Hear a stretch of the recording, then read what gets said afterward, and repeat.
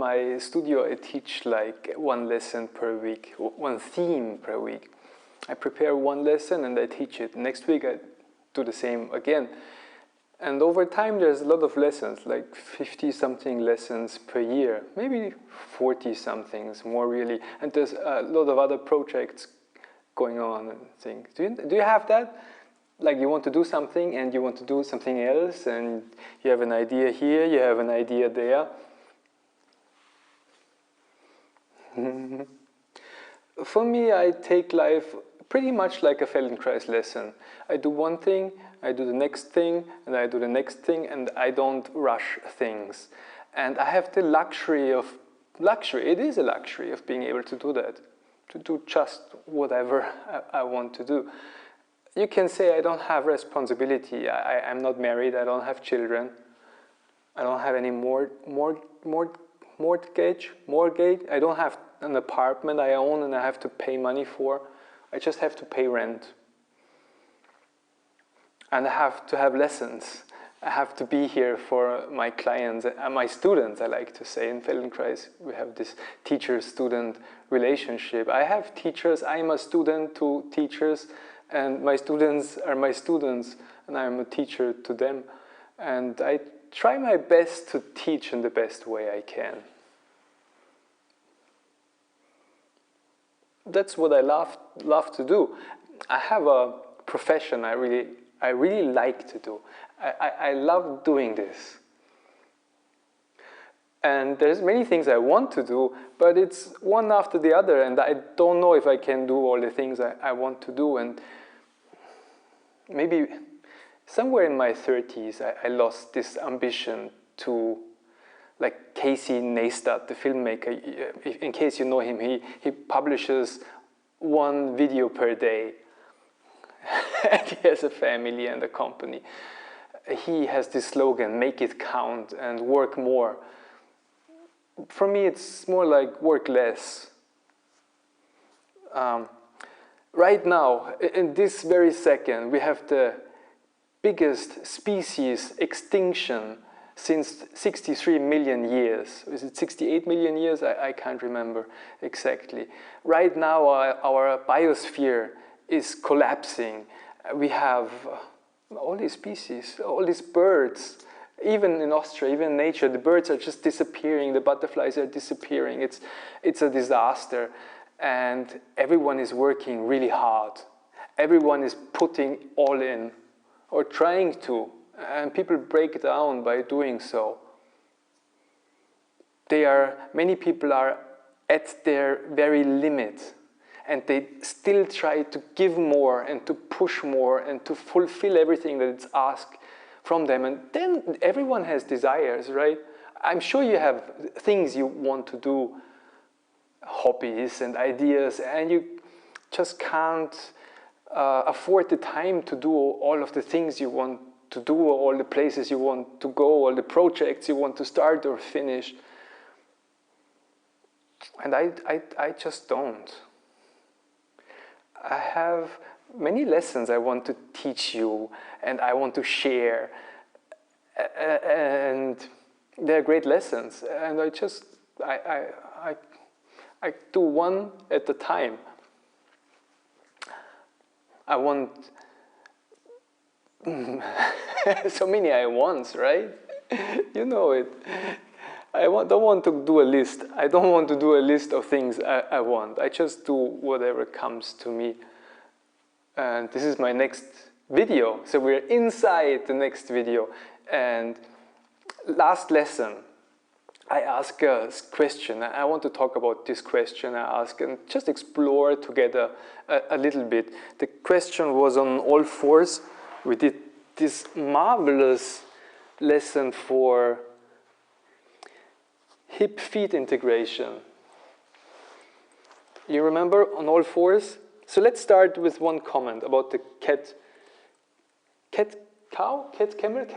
I just read the comment like 10 minutes ago. When we're on all fours, the spine is free to move. It's not loaded. And we have a neutral a neutral pelvis where the pelvis isn't tilted forward, isn't tilted backwards. And I can go, I have a whole video about this actually in my video section. These are recurring themes. I can go around the midline. So we're not pushing into end range. Why push? The world is collapsing. We don't need to push. We just try to enjoy what we have and not to destroy anything. So now my toes are tucked under. New vocabulary. Thank you.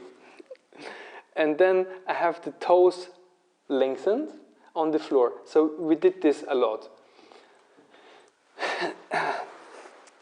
One question was why, I cannot see what I'm filming, so I hope I'm in the picture.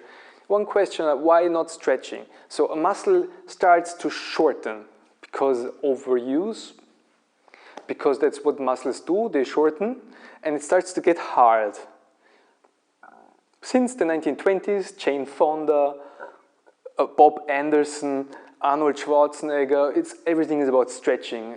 Stretching madness started. Contortionist sports like extreme yoga sports, where people look for more flexibility than they actually need. I don't force. That's a totally different view, right? I get things done, but maybe not in the volume. I could give it some time. Muscle shortens and it contracts and it's hard, and we don't want to stretch it because its desire is to shorten. So we are humane. In Feldenkrais we realize he wants to shorten. This muscle wants to shorten up. Right? This is really acknowledging who's there. I'm not pretending the muscle wants to be long. No, I know it wants to be short, so let it be short. We actively make it shorter. I tuck my toes under, which lengthens the Achilles tendon, and if it's hard and if it's aching, then I shorten it. I put my instep to the floor. I sit a little bit back. I make it shorter. Keep it short a little bit. I invite it. Come on, you can be short. If you want to be short, okay. It's okay, you can be short. I help you a little bit. I can do a little bit. You can be short in this direction. You can be short in this direction. Maybe you can also be a little bit long again. Yes.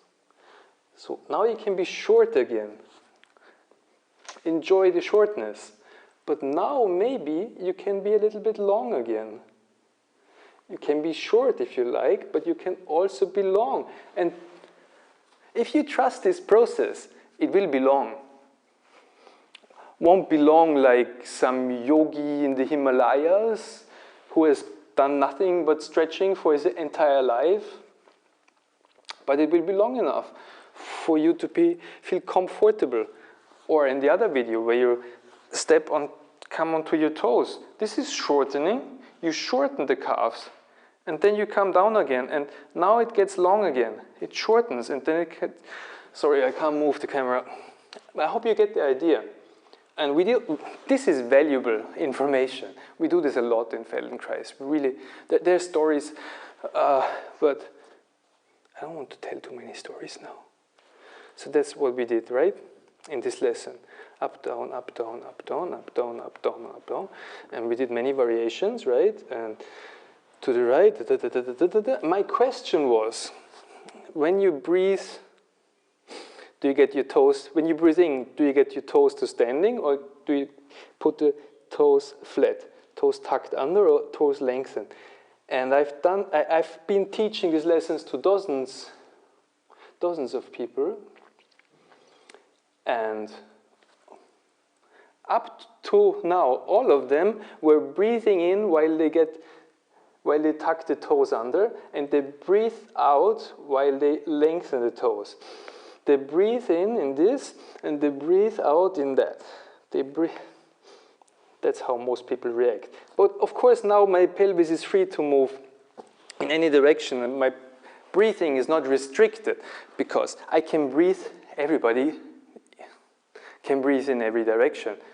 Like the lung, the chest is like a cube. It can breathe to the front, left, right, to the back, up and down, 6 directions. Full breathing. So when I'm like this, I can as well breathe into my back. And here I have 2 ribs which are not attached to my chest bone. So my back is free to move when I breathe in. Just like I can breathe into my belly, into the front, which I don't recommend because you get an unstable back. But I can as well breathe into my back and make way here or make way to the side, right? So I'm not restricted here. However, when I lie on my back, that's a different story. Now I cannot breathe into my back. I need to breathe into the front, so that side is restricted. So we had another exercise where we tilt the pelvis forward, like we roll onto over the sacrum to the tailbone. To roll, tilt the pelvis forward and tilt it backwards. Tilt it forwards and tilt it backwards. And with this exercise, I can ask the same question. Do you breathe in or do you breathe out when you tilt the pelvis forwards? And you will feel that when you tilt the pelvis forwards, it allows you to breathe in. You get a lot of space to the front. And you can breathe out when you tilt your pelvis backwards, when you press your lower back to the floor. If you roll your pelvis backwards and you want to breathe in, can you see that?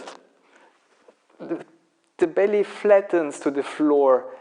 It's like shortening the front side. And now it's not so easy to breathe in. It's just like when you think of your lungs being a balloon and you press the balloon like this, it's not easy to fill it. But this way it's easy to fill it. So you can see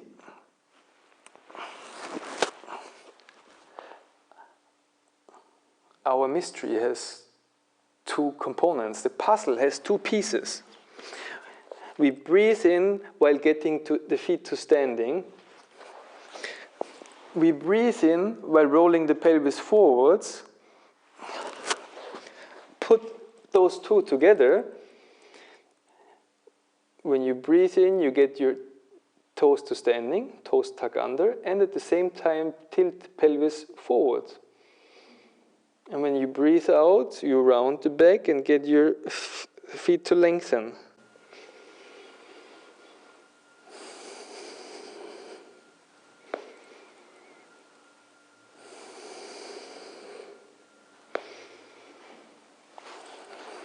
Now everything works together nicely. Family reunion, happy Easter, happy belated Easter. See you in the next video.